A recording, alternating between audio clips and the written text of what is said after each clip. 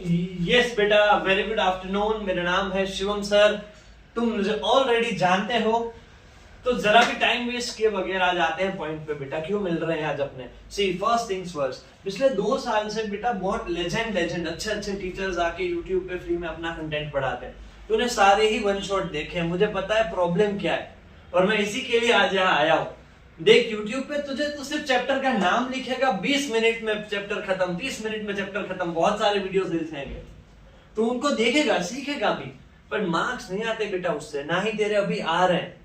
तो आज उसी चीज का मुन्ना अपने सॉल्यूशन करने आए हैं। देख what are we going to do, हमारा जो फोकस है वो फोकस इस पे होगा कि सर मैं मार्क्स कैसे लेके आऊं।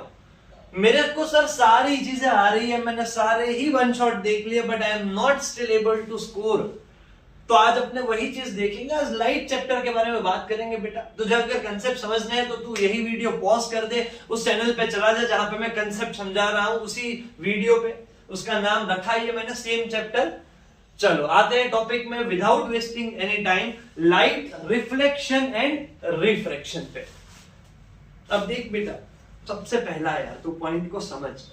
जो बेटा अपना पेपर चेक करता है, जो एग्जामिनर है, वो एक बेटा एक 3rd स्टैंडर्ड का स्टूडेंट है। कौन से स्टैंडर्ड का? सर क्या मजाक कर रहे हो? अबे ऐसे 3rd में नहीं है यार, है तो 30 साल 40 साल के। कोई अच्छे टीचर्स होते हैं, मैं खुद गया हूं कभी, पर कोई एक ऐसा 3rd स्टैंडर्ड के बच्चे जैसा उसका माइंडसेट है। वहां पे उसको कुछ चीजें हैं, अगर वो दिखी, तूने वो लिखी है तो तुझे मार्क्स मिल जाएंगे, बात वहां पे खत्म है। अब तेरा तू कितना भी नॉलेज डेवलप कर ले, जब तक तुझे वो सिस्टम ऑफ राइटिंग नहीं आएगा, अपने मार्क्स नहीं आने वाले हैं। राइट? तो विदाउट वेस्टिंग एनी टाइम आज कुछ चीजें अच्छी बताऊंगा कि जो तू बोर्ड एग्जाम में लिखने के टाइम पे, राइट, लिखने के टाइम पे अपने हर बार इस चीज को एक वेपन बना के चले।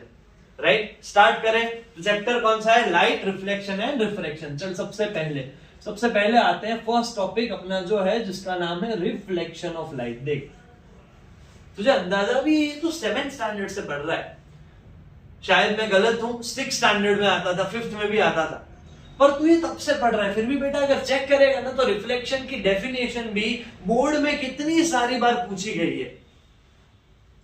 क्यों पूछते हैं? इतना सिंपल बोर्ड में पूछ क्यों रहे तुम लोग? जब तुमने इतना अच्छा लेंस पढ़ लिया, जब तुमने इतने सारे केसेस पढ़ लिए, तो ये फालतू इसकी डेफिनेशन क्यों पूछी जाती है वो केस स्टडी में?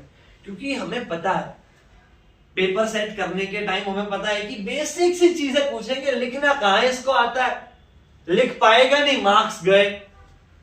राइट? बेसिक जो थिंग है बेटा, देख यार मैं कैसे लिख रहा हूं, मैं लिख रहा हूं कि यार इट इज द, तो कि भाई बाउंसिंग बैक ऑफ लाइट का बाउंस बैक होना। और तेरी डेफिनेशन भी यही है, मुझे पता है, इतना सबको आता है, पर यहां खत्म हो जाता है। अबे कब इंसिडेंट, कब बाउंसिंग बैक? देख प्रॉपर वे क्या है, बाउंसिंग बैक ऑफ लाइट कब भाई? व्हेन इंसिडेंट, जब वो आती है, right, when incident on a smooth, एक स्मूथ कैसा सरफेस चाहिए अपने को? Opaque surface. देख बात को समझ, लाइट जब आए, इंसिडेंट हो, कहां पे होनी चाहिए इंसिडेंट? तो कि भाई एक स्मूथ और ऐसा पॉलिश्ड भी लिख सकता है उसके साथ, स्मूथ लिख दिया ठीक है, एक स्मूथ और कैसा होना चाहिए? ओपेक सरफेस होना चाहिए। जब इस पे ऐसे लाइट आएगी भाई, ये लाइट की रे, तो ये ऐसे बाउंस होके चली जाएगी। यही जो फिनोमेना है, इसी को तो अपन बोलते हैं रिफ्लेक्शन। टर्मिनोलॉजी देखा था, जब तो समझता है कंसेप्ट, उसके बाद right you have to look at the definition.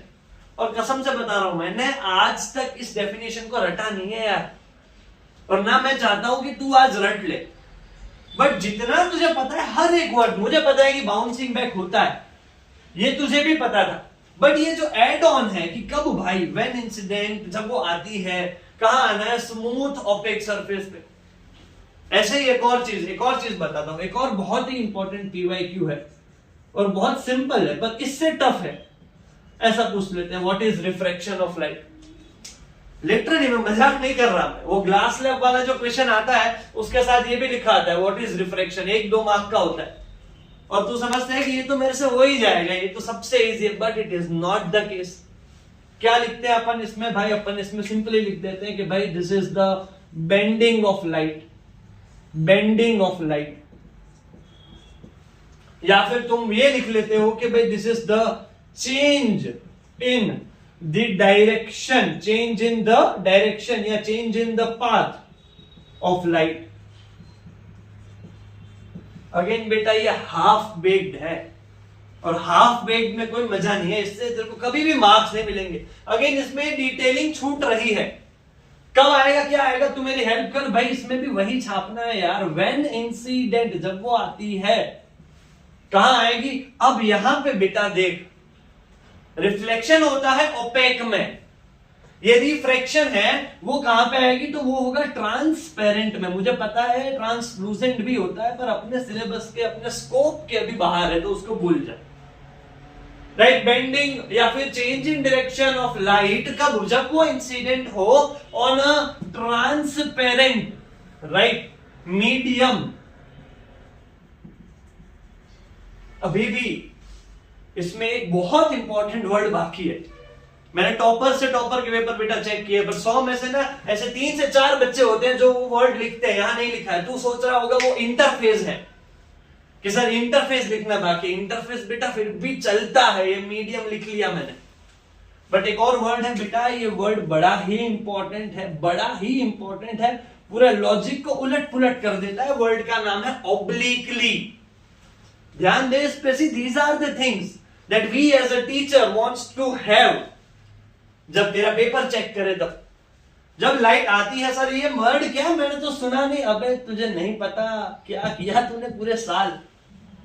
Light जब आए, अगर मान ले ये अपना ग्लास है, इस पे आ रही है, तो लाइट बेटा हमेशा थोड़ी स्लैंट आनी चाहिए। अगर ऐसे परपेंडिकुलर आई, 90 डिग्री पे आई, तो रिफ्रैक्शन नहीं होगा।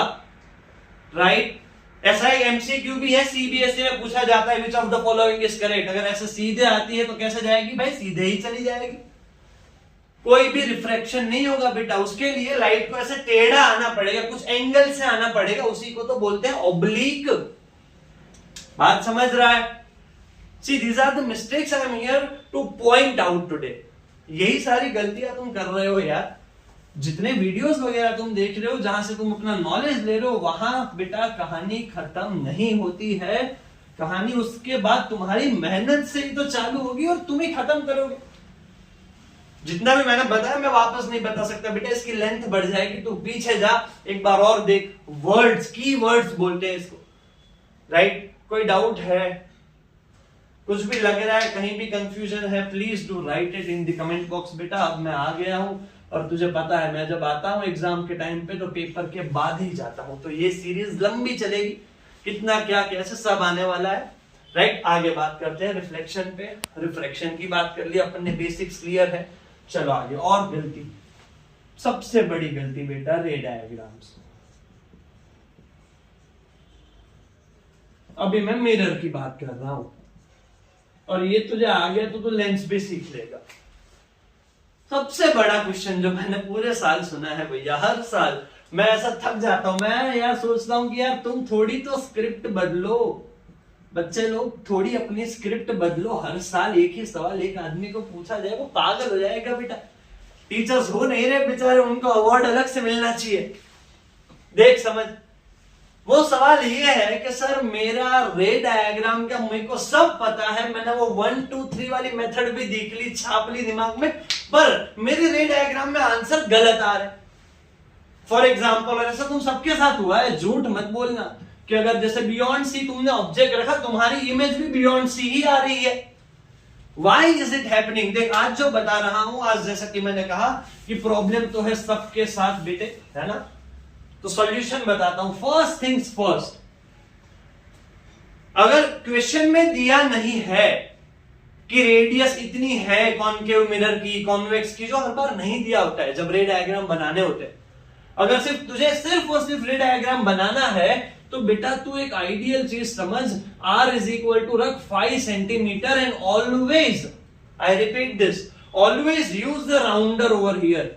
ये बहुत बेसिक बात है, पर मुझे बताया तुम में से आधे लोग है ना ऐसे खुद से बना लेते हो कि देखो बन गया कर, कहां लग रहा है, पता कहां चल रहा है कि भाई ये कॉनकेव का है, उसकी ये प्रोटेक्टर से बनाया कि हाथ से बनाया, अबे पता चल जाता है। क्योंकि तू ऐसे रैंडमली बनाएगा, फिर तू ऐसे सी भी रैंडमली रखेगा, फिर तू ऐसे एफ भी रैंडमली, तेरा आंसर गलत। समझ रहा है बात को, राइट? सी ये चीज समझनी है। नेक्स्ट तो क्या होता है, मतलब कि आर 5 सेंटीमीटर रख बेटे, उससे बना पूरा स्फीयर। अब तुझे पता है कि भाई R is equal to 2F, ये मैं तेरे को एग्जैक्ट पेपर मेजर्स बना रहा हूं कि तेरा जो A4 साइज का एग्जाम राइटिंग पेपर है उसमें इस तरीके का मेजरमेंट ले। अगर तूने R रख दिया 5 पे तो एग्जैक्ट 2.5 पे F रख। तूने इतनी मेहनत कर ली तो बाकी फिजिक्स तेरी हेल्प कर देगा। एक भी, आई रिपीट दिस, एक भी तेरा आंसर रॉन्ग नहीं आएगा। P को एग्जैक्ट यहां पे जहां रख रहा है, P को बोलते हैं क्या यार, it is the centre of this whole reflecting part, इतने रिफ्लेक्टिंग पार्ट का सेंटर, तो इसको बेटा सेंटर पे ही रखना है। In most of the ray diagrams we see वो यहां कहीं लाई कर रहा है, यहां कहीं लाई कर रहा है, नहीं आएगा आंसर बेटा।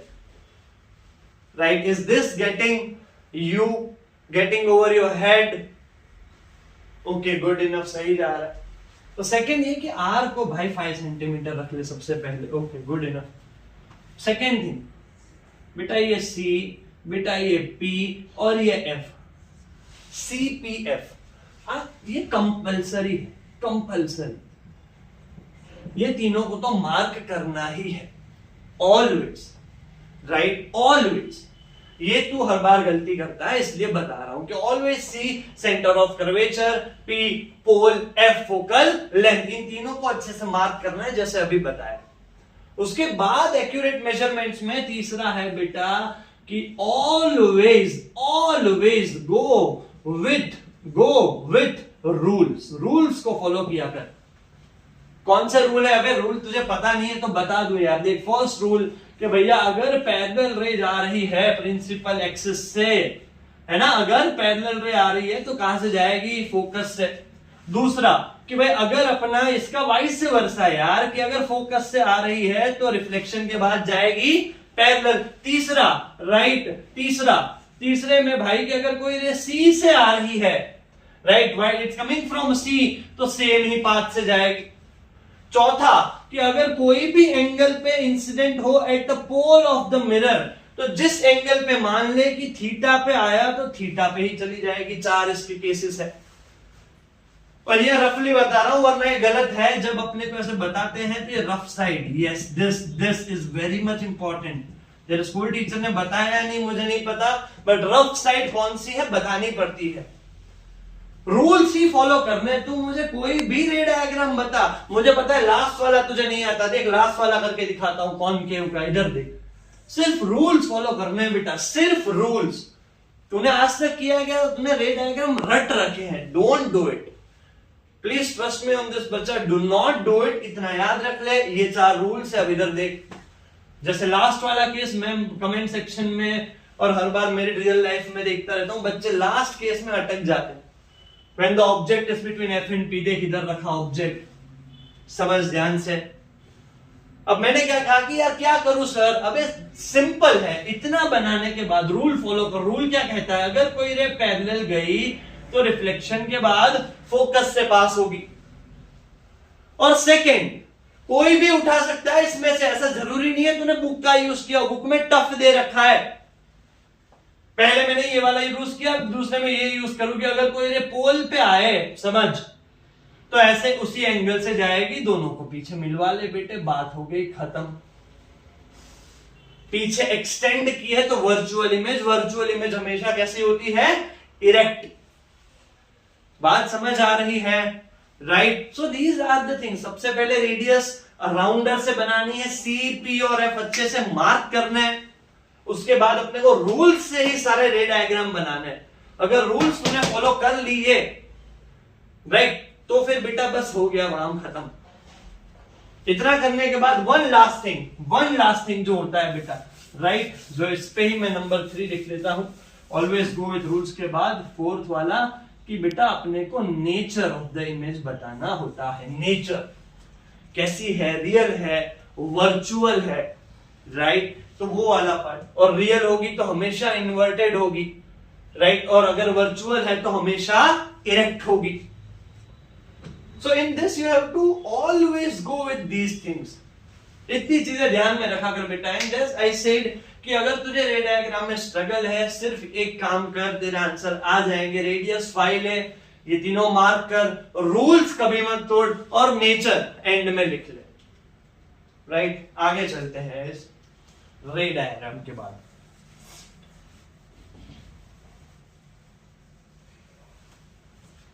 मेन बेटा that is calculation and numericals. एक ही बात है, मतलब दोनों भाई हैं, न्यूमेरिकल्स और कैलकुलेशन. ये कैसे करेंगे? मुझे पता है कि तेरा आंसर इसमें नहीं आते. इलेक्ट्रिसिटी में इतने सारे फॉर्मूला है तो फॉर्मूला नहीं आता, इधर फॉर्मूला एक ही है तो आंसर नहीं आता. आज मैं तेरी हेल्प करूंगा. जी मैंने कहा है ना तेरे को कि बढ़िया तरीके से देखेंगे. ये तू देख रहा है, ये लास्ट टाइम है, इसी को रिपीट 2-3 बार देखना बेटा. ये तेरा हो ना जाए, मेरा नाम बदल दे, तू टेंशन मत ले. यहाँ पे जाना कैलकुलेशन एंड न्यूमेरिकल्स. इसके लिए मुझे पता है बुक में वो टॉपिक भी है, साइन कन्वेंशन, जिसको अपन बोला करते हैं कि साइन कन्वेंशन बढ़िया तरीके से देने हैं. देख अभी ध्यान से जो मैं रूल्स लिखूं तू आज से तेरी आंख बंद कर दे. अब ऐसे नहीं, तू आज से यहां पे बस ध्यान दे. जो मैं तुझे बोलूं, जब भी न्यूमेरिकल दिखे, जब भी कोई भी न्यूमेरिकल दिखे, और ये बेटा मैं लिख रहा हूं फॉर M and L है. अबे मिरर एंड लेंस दोनों में ही सिर्फ अगली 5 से 7 मिनट तुझे जो हिंट दूं वो M and L, mirror and lens दोनों में ही चलेगी. तुझे कोई भी toughest of the toughest numerical मिल जाए लाइट चैप्टर का, इतने से सॉल्व हो जाएगा. आज से याद रखा कर. ओके, इतना जो बुक में लिखा है साइन कन्वेंशन, वो एक बार सिर्फ पढ़ लेना. समझ नहीं आता ठीक है, बस पढ़ लेना, क्योंकि उसका ना हर बार एक एमसीक्यू, एक फिल इन द ब्लैंक होता ही, हर बार होता है. चल आजा. फर्स्ट थिंग फर्स्ट बेटा, यू जो है वो हर बार लेना है बेटा नेगेटिव. यू क्या है बेटा? मैं तो अपने क्लास में से चिल्लाता रहता हूं, you are an object, we are an image. क्या बोला मैंने? You are an object, we are an image. अबे यू होता है ऑब्जेक्ट का डिस्टेंस, वी होता है इमेज का डिस्टेंस. और ये जो मैंने लाइन बोली, you are an object, we are an image, ये बहुत डीप है बेटा. इसको लाइफ में इंकलकेट करेगा तो बहुत कुछ समझेगा. अभी इसका मीनिंग बनाने जाऊंगा तो 1 और घंटा लग जाएगा समझने में. तो ये तो खुद से बना, मैं अपना वर्क करता हूं. यू लेना है नेगेटिव. क्लियर है? All, for all the questions. Okay भाई. और ये क्या होता है? तो कि भाई तेरे रेफरेंस के लिए ऑब्जेक्ट का distance. Second, focal length F. Focal length ये बेटा हर बार लेंगे अपने नेगेटिव कब जब कॉनकेव दिया हो, चाहे मिरर हो चाहे लेंस हो. एफ फोकल लेंथ हर बार लेंगे कैसे? नेगेटिव, चाहे तेरा मिरर हो लेंस हो, पर कौन सा होना चाहिए? कॉनकेव. इसका वाइस वर्सा है. तीसरा तो बेटा कि भाई फोकल लेंथ हमेशा अपन लेंगे पॉजिटिव, हर बार पॉजिटिव लेंगे जब अपने को कॉन्वेक्स दिया हो, चाहे मिरर हो चाहे लेंस हो. याद रखा कर. First things first, you negative. Sir v को क्या ले? अबे वी को तुझे लेना ही नहीं है. मैंने क्या कहा? सिंपल रूल फॉलो कर. वी को तू अभी देख ही मत, मैं जितना बोलता हूं उतना कर. हर क्वेश्चन तेरे बुक का सॉल्व इससे हो जाएगा. दैट्स शिवम सर वाला promise. You negative, F negative, इसके लिए पॉजिटिव. इसके लिए अब आते हैं चौथे पे. एम क्या होता है बेटे? एम क्या होता है? मैग्निफिकेशन है ना. तो बेटा एम जो है, अगर एम तेरा नेगेटिव है, राइट, तो बेटा वो इमेज जो है बेटा वो हर बार होगी रियल इमेज. कैसी होगी? Real image. ऐसा क्वेश्चन में देते हैं कि a mirror produces 3 times magnified image. अब यहां 3 times बोला, मतलब कि इसने बोला है तेरे को कि मैं मैग्निफिकेशन जो है वो 3 है. अब यहां पे एक प्लस है. अब अगर उसने क्वेश्चन में स्क्रीन का जिक्र नहीं किया है, कौन सी इमेज स्क्रीन पे आती है? Real image. देख क्वेश्चन ध्यान से सुनो, और ये जो बोल रहा हूं ये तेरी बुक में है. अगर ऐसा बोले कि a mirror produces 3 times magnified image, मतलब मैग्निफिकेशन 3 है. अब ये 3 तो पॉजिटिव है, तो मतलब वो इमेज जो है, अभी ने क्या कहा यार, मैग्निफिकेशन नेगेटिव हो तो रियल होगी। और ये बेटा अगेन M and L, मतलब कि मिरर और लेंस दोनों के लिए। और ऐसे ही अगर तेरा मैग्निफिकेशन जो है वो पॉजिटिव हो तो भाई तेरी इमेज जो है वो वर्चुअल होगी, दोनों के लिए। ध्यान से देखना, ध्यान से देखना,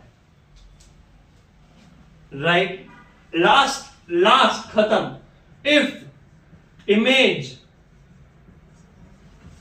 और स्क्रीन, तो फिर वो है रियल। एक बहुत इंपॉर्टेंट क्वेश्चन है बेटा, वो रियल इमेज का जो पूछा जाता है कि भाई रियल इमेज और वर्चुअल इमेज में डिफरेंस बताओ। तो कहते हैं कि भाई real image can be obtain on screen और वर्चुअल को ऑब्टेन नहीं कर सकते। बढ़िया है, तो इसका यूज कर लाला। कैसे करेंगे देख, अगर तेरे क्वेश्चन में इधर लिख रहा हूं और इसका स्क्रीनशॉट ले लियो बेटे, छाप लियो, राइट। क्वेश्चन में लिखा हो इमेज और इमेज के साथ कहीं भी स्क्रीन का जिक्र हो, किसका जिक्र हो, स्क्रीन का, तो समझ जाना है बेटा कि वो रियल इमेज है। कैसी है, रियल इमेज है। क्योंकि अब ये देख, समझ रहा है बात को।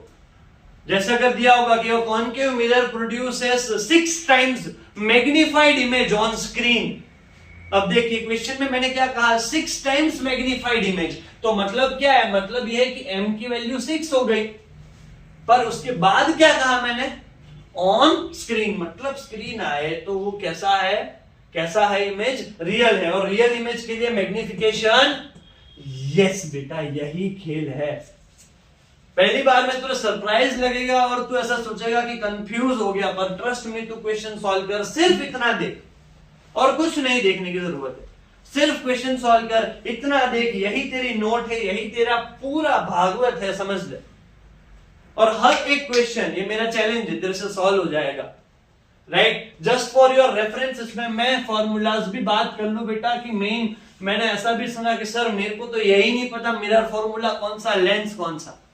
एक याद रख, बाकी सब हो जाएगा। इधर देख, जैसे मिरर फॉर्मूला कौन सा है, 1/v प्लस 1/u is equal to 1/f। ये है बेटा, ये एक ही याद रखना है यार। ये m 1/v प्लस 1/u is equal to 1/f, ये है बेटा अपना मिरर फॉर्मूला। कौन सा वाला, इसमें सिर्फ एक नेगेटिव साइन आ जाए, मतलब 1/v minus 1/u is equal to 1/f, ये हुआ बेटा तेरा लेंस फॉर्मूला। पहले वाले में प्लस है, दूसरे में माइनस है, कोई फर्क ही नहीं। एंड द लास्ट वन, कि इसमें देख, इसमें क्या कोई नेगेटिव साइन है, नहीं है, तो बेटा magnification, right, magnification for mirror, mirror का मैग्निफिकेशन होता है -v upon u is equal to hi/h0। Mirror formula में कोई भी नेगेटिव साइन नहीं है तो उसका मैग्निफिकेशन होता है -v/u। और मैग्निफिकेशन का जनरल फॉर्मूला तो पता ही है, height of image by height of object. Formula में कहीं माइनस नहीं है तो मैग्निफिकेशन में माइनस आएगा, और उसका वाइस वर्सा, मतलब कि भाई इधर नेगेटिव साइन है तो लेंस का जो मैग्निफिकेशन है वो +v/u is equal to hi/h0 बेटा। This is it. कोई भी क्वेश्चन लेके आ, कोई भी क्वेश्चन हो, सॉल्व हो जाएगा। मैंने वो कन्वर्जिंग डाइवर्जिंग नहीं लिखा है क्योंकि मैं चाहता हूं कि बेसिक्स तुझे पता है, नहीं है तो मैंने डाला है वीडियो बेटा। अगर मेरी टीचिंग पेडागोलॉजी, टीचिंग मेथड तेरे को अच्छी लगी, अच्छी लगती है, तो उसके पहले वाले में जा, वीडियो में उसमें लिखा है this is strictly for your calculation and numericals. इतना फॉलो करेगा, कोई भी क्वेश्चन बेटे रॉन्ग नहीं जाएगा। I hope this is clear. सही है बेटा, चलो फिर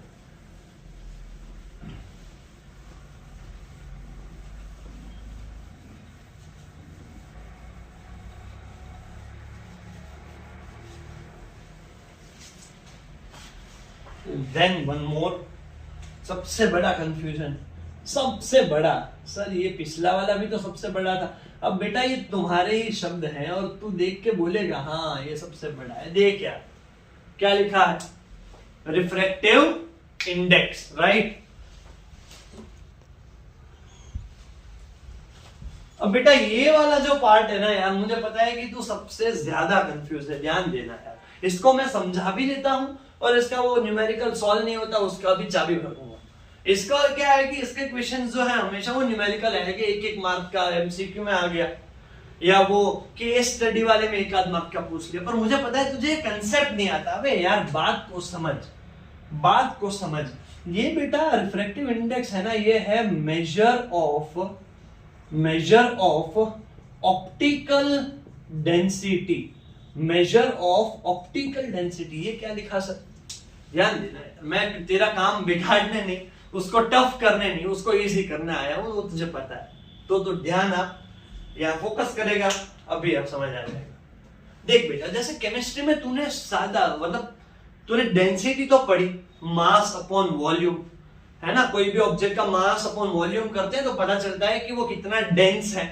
अब वो जो डेंसिटी थी ना बेटा, जो डेंसिटी जो केमिस्ट्री में पढ़ी, राइट, वो वाली डेंसिटी को बेटा बोलते हैं मास डेंसिटी। कौन सी डेंसिटी बोलते हैं? Mass density, right. और ऐसे जो लाइट में, मतलब कि भाई साहब लाइट के हिसाब से कोई ऑब्जेक्ट, मतलब जब लाइट जाएगी कोई भी ऑब्जेक्ट में, बात को समझ, लाइट को ऐसे तो किसी मीडियम की जरूरत ही नहीं है, राइट। वो मीडियम के बगैर भी जा सकती है। पर अगर बाई चांस वो किसी, जैसे एयर में, अभी एयर में है लाइट, सॉलिड में जाए, लिक्विड में जाए, तो लाइट जब कोई भी मीडियम में जाती है तो वो मीडियम कितना डेंस है लाइट के लिए, राइट, वो होता है उसकी ऑप्टिकल डेंसिटी। नहीं समझ आया ना, मुझे पता है, डोंट वरी, मैं ऐसा ही है, I keep doing my field tries, don't worry. पर इधर देख, और एक अच्छा समझाता हूं, बट ये काम है इसका, ये टेक्स्ट बुक का है, ये पूछा जाता है तो याद रखना। रिफ्रैक्टिव इंडेक्स क्या करता है, तो कि भाई मेजर करता है ऑप्टिकल डेंसिटी। सर समझाता हूं, ध्यान से। अब लाइट जब एक मीडियम से दूसरे मीडियम पे जाती है, मान करते हैं कि ये रेरर मीडियम, ये डेंसर मीडियम। अब जो रेरर मीडियम है उसको, वो तुझे पता है कि भाई रेरर मीडियम की सर डेंसिटी कम होती है। जैसे मान ले कि यहाँ पे एयर है और यहाँ पे नीचे वाटर है, तो सर ये जो डेंसिटी है एयर की कम है इसलिए ये रेरर, इसकी डेंसिटी ज्यादा है इसलिए डेंसर। तो बेटा ये जो डेंसिटी की अपन बात कर रहे हैं ये है ऑप्टिकल डेंसिटी। कौन सी डेंसिटी? और ठीक है, तुझे समझ नहीं आ रहा, ठीक है, मैं तुझे और सिंपल भाषा में बताता हूं, ध्यान से देख। अब ये लाइट रेरर से डेंसर जा रही है तो तुझे तो पता है कि ऐसे बेंड होगी, है ना, टुवर्ड्स नॉर्मल बेंड होगी। अब बेटा जितनी इस डेंसर मीडियम की, ध्यान से सुन, जितनी इस डेंसर मीडियम की रिफ्रैक्टिव इंडेक्स ज्यादा, जितनी इस डेंसर मीडियम की रिफ्रैक्टिव इंडेक्स ज्यादा, उतना ही ज्यादा लाइट को वो बेंड करेगा बेटा। जितनी रिफ्रैक्टिव इंडेक्स ज्यादा, मतलब कि भाई साहब बात